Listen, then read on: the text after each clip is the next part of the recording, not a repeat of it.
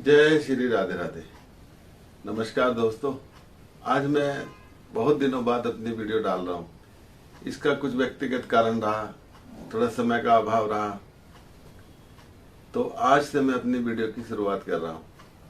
और आज मैं आपको एक ऐसी माता के दर्शन कराऊंगा जो सिद्ध पीठों में से एक है। सिद्ध पीठ मतलब शक्ति पीठों में से, माता के 51 शक्तिपीठों में से एक शक्तिपीठ कुंजापुरी माता की। तो चलिए आज मैं आपको माता के इस शक्तिपीठ के दर्शन कराने चलता हूँ और किस तरह की वहाँ पे रोड है और आप वहाँ पर किस तरह जा सकते हैं, इसकी भी बात मैं वीडियो में चलते चलते करूँगा। तो चलिए आज से मैं अपनी वीडियो की शुरुआत करता हूँ और माता के दर्शन करने चलते हैं। जय माता की। तो आज मैं अपने परिवार के साथ माता कुंजापुरी के दर्शन के लिए निकल पड़ा।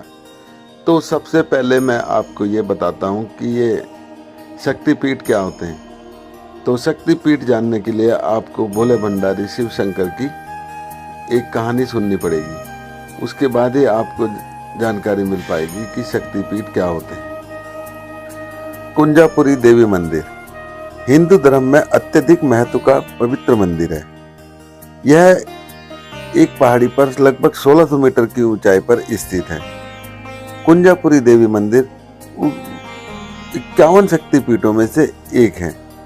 यह कुंजापुरी देवी मंदिर में जली हुई माता सती की छाती का भाग यहाँ पर गिरा था। कुंजापुरी देवी मंदिर बर्फ से ढके पहाड़ों और सर्व रोहिणी, गंगोत्री, बंदरपंच और चौकबा जैसी चोटियों के मनोरम दृश्य भी प्रस्तुत करता है। और यहाँ की एक और विशेषता मैं आपको बताता हूँ कि सिद्धपीठ कुंजापुरी मंदिर में वर्ष 1974 से मेला लगना आरंभ हुआ था। यहाँ से बंदरपुंछ, चौखंबा, नीलकंठ, सुरकंडा आदि धार्मिक स्थलों के भी दर्शन होते हैं। कुंजापुरी मंदिर के पुजारी जी ने यह बताया कि मंदिर में सुबह से शाम विधिवत पूजा की जाती है। सुबह को देवी को स्नान करवाने के बाद पूजा अर्चना की जाती है और नवरात्रों के पर्व पर मंदिर में बाहर से बड़ी संख्या में श्रद्धालु यहाँ पहुँचते हैं और यहाँ नवरात्रि का विशाल मेले का आयोजन किया जाता है। तो चलिए अब हम अपने भगवान शिव शंकर की कथा को प्रारंभ करते हैं। आप भी इसको जय भोले भंडारी के साथ सुने और बीच बीच में जय भोले भंडारी, जय शंकर जी के भी आप गुणगान मन ही मन करते रहें। तो चलिए अपनी कथा का प्रारंभ करते हैं। दक्ष प्रजापति, जैसे कि आपको पता है कि एक राजा हुए दक्ष प्रजापति, जो कि भगवान ब्रह्मा जी के पुत्र थे। उनकी वैसे तो सभी पुत्रियां बहुत गुणवती थी, फिर भी दक्ष के मन में संतोष नहीं था। वह चाहते थे कि उनके घर में एक ऐसी पुत्री का जन्म हो जो सर्वशक्ति संपन्न हो एवं सर्व विजयिनी हो। अतः दक्ष एक ऐसी ही पुत्री के लिए तप करने लगे।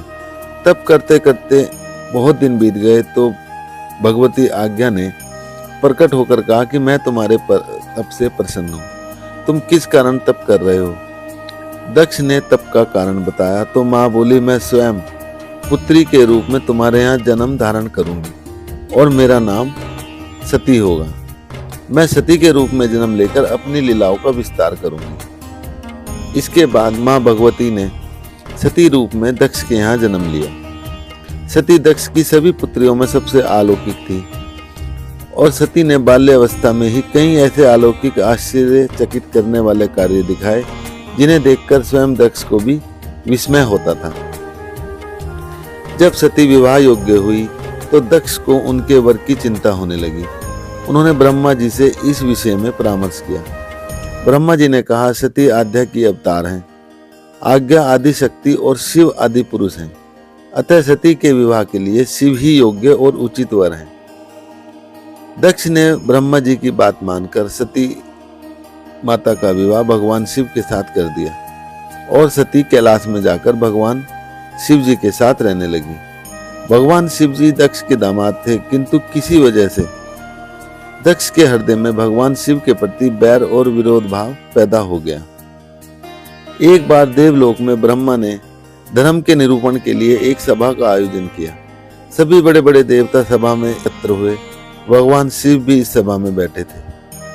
सभा मंडल में दक्ष का आगमन हुआ। दक्ष के आगमन पर सभी देवता उठकर खड़े हो गए, पर भगवान शिव खड़े नहीं हुए। उन्होंने दक्ष को प्रणाम भी नहीं किया।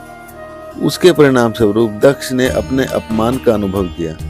केवल यही नहीं, उनके हृदय में भगवान शिव के प्रति ईर्ष्या की आग जल उठी। वह उनसे बदला लेने के लिए समय और अवसर की प्रतीक्षा करने लगे। एक बार सती और शिव कैलाश पर्वत पर बैठे हुए आपस में बातें कर रहे थे। उसी समय आकाश मार्ग से कई विमान कनखल की ओर जाते हुए दिखाई पड़े। सती ने उन विमानों को देखकर भगवान शिव से पूछा, प्रभु, ये सभी विमान किसके हैं और कहाँ जा रहे हैं? तो भगवान शंकर ने उत्तर दिया, आपके पिता ने बड़े यज्ञ का आयोजन किया है। समस्त देवता और देवगण इन विमानों में बैठकर उसी यज्ञ में सम्मिलित होने के लिए जा रहे हैं। इस पर सती ने दूसरा प्रश्न किया, क्या मेरे पिता ने आपको यज्ञ में सम्मिलित होने के लिए नहीं बुलाया? तो भगवान शंकर जी ने उत्तर दिया, आपके पिता मुझसे बैर रखते हैं, फिर वह मुझे क्यों बुलाने लगे? तो माता सती मन ही मन सोचने लगी। फिर वो बोली, यज्ञ के इस अवसर पर अवश्य ही मेरी सभी बहनें वहां आई होंगी। उनसे मिले हुए बहुत दिन हो गए। यदि आपकी अनुमति हो तो मैं अपने पिता के घर जाना चाहती हूँ। यज्ञ में सम्मिलित हो लूंगी और अपने बहनों से भी मिलने का सुअवसर मिल जाएगा। तो भगवान शिव ने उत्तर दिया, इस समय वहां जाना उचित नहीं होगा। आपके पिता मुझसे बैर रखते हैं, हो सकता है वह आपका भी अपमान करें। बिना बुलाए किसी के घर जाना उचित नहीं होता है। इस पर सती माता ने प्रश्न किया, ऐसा क्यों? भगवान शिव ने उत्तर दिया कि विवाहिता लड़की को बिना बुलाए पिता के घर नहीं जाना चाहिए, क्योंकि विवाह हो जाने पर लड़की अपने पिता की हो जाती है। पिता के घर से उसका संबंध टूट जाता है। लेकिन सती पीहर जाने के लिए हट करती रही, अपनी बात बार बार दोहराती रही। उनकी इच्छा देखकर भगवान शिव ने पीहर जाने की उन्हें अनुमति दे दी और उनके साथ अपना एक गण भी साथ में भेज दिया। उस गण का नाम वीरभद्र था। सती वीरभद्र के साथ अपने पिता के घर आ गई। घर में मां सती से किसी ने भी प्रेम पूर्वक वार्तालाप नहीं किया। दक्ष ने उन्हें देखकर कहा, तुम क्या यहाँ मेरा अपमान करने आई हो? अपनी बहनों को तो देखो, किस प्रकार के भांति भांति के अलंकारों और सुंदर वस्त्रों से वो सुसज्जित होकर यहाँ पर आई हैं, और तुम्हारे शरीर पर मात्र बागंबर ही है। तुम्हारे पति शमशानवासी है, भूतों का नायक है। वह तुम्हें बागंबर छोड़कर और पहना ही क्या सकता है? दक्ष के इस कथन से माता सती के हृदय में पश्चाताप का सागर उमड़ पड़ा। वह सोचने लगी, उन्होंने यहाँ आकर अच्छा नहीं किया। भगवान ठीक ही कह रहे थे कि बिना बुलाए पिता के घर कभी नहीं जाना चाहिए, पर अब क्या हो सकता है, अब तो मैं आ गई हूँ। पिता के कटु और अपमानजनक शब्द सुनकर भी सती मौन रही। वह उस यज्ञ मंडल में गई जहाँ पर सभी देवता और ऋषि मुनि बैठे थे तथा यज्ञ कुंड में धू धू कर जलती हुई अग्नि की आहुतियां डाली जा रही थी।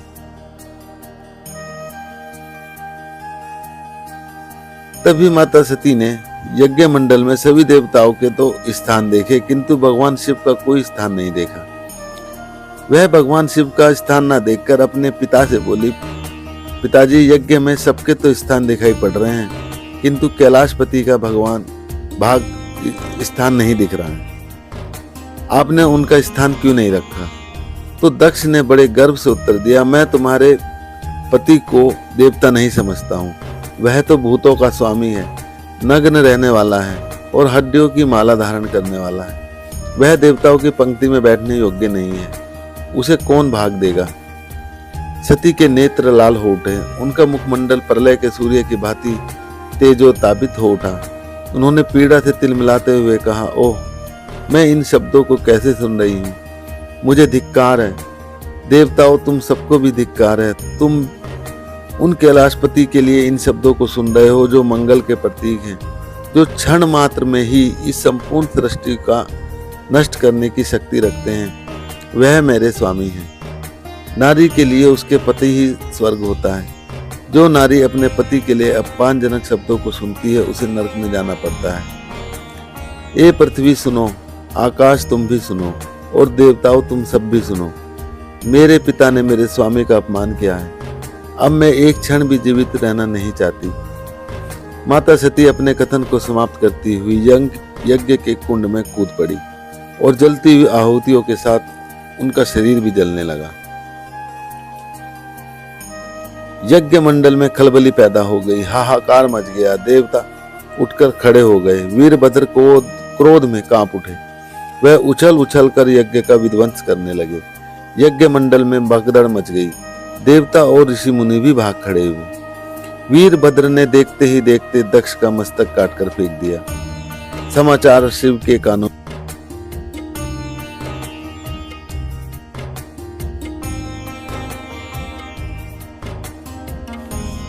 और देखिए, कथा सुनते सुनते हम भी माता के द्वार तक पहुंच गए और हमने भी अपनी पूजा अर्चना करी और माता का आशीर्वाद लिया। जय माता दी। भांति कनखल जा पहुंचे और माता सती के जले हुए शरीर को देखकर भगवान शिव ने अपने आप को भी भूल गए। सती के प्रेम और उनकी भक्ति ने शंकर भगवान को मन को व्याकुल कर दिया। उन शंकर के मन को व्याकुल कर दिया जिन्होंने काम पर भी विजय प्राप्त की थी और जो सारी सृष्टि को नष्ट करने की क्षमता रखते थे। वह सती के प्रेम में खो गए और बेसुध हो गए। भगवान शिव ने उन्मत्त की भांति सती के जले हुए शरीर को कंधे पर रख लिया। वह सभी दिशाओं में भ्रमण करने लगे। शिव और सती के इस अलौकिक प्रेम को देखकर पूरी पृथ्वी रुक गई, हवा भी रुक गई और जल का प्रभाव भी ठहर गया और सारे देवताओं की सांसें भी रुक गई। सृष्टि व्याकुल हो उठी। सृष्टि के पुकारने लगे। सब जगह त्राहिमाम के नारे लगने शुरू हो गए। भयंकर संकट की उपस्थिति देखकर सारे देवता विष्णु भगवान के पास गए और बोले, भगवान हमें इस त्राहिमाम से बचाओ।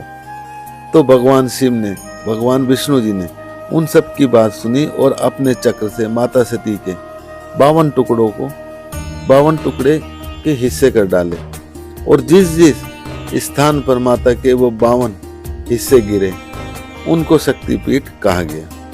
तो ये कहानी है माता के शक्तिपीठ बनने की। इस तरह हमारे भगवान की कथा समाप्त हुई। मेरी इस कथा को कहने में या मेरे किसी शब्दों में आपको कोई भी त्रुटि लगी हो तो कृपया मुझे क्षमा करें। और आपको मेरी ये वीडियो कैसी लगी प्लीज कमेंट कर जरूर बताएं। और मैं आपको अब एक बात और कहना चाहूँगा कि इस वीडियो के बाद मेरी अब अगली वीडियो हर संडे में आया करेगी। आप कोशिश करना कि हर संडे मेरी एक नई वीडियो देखें।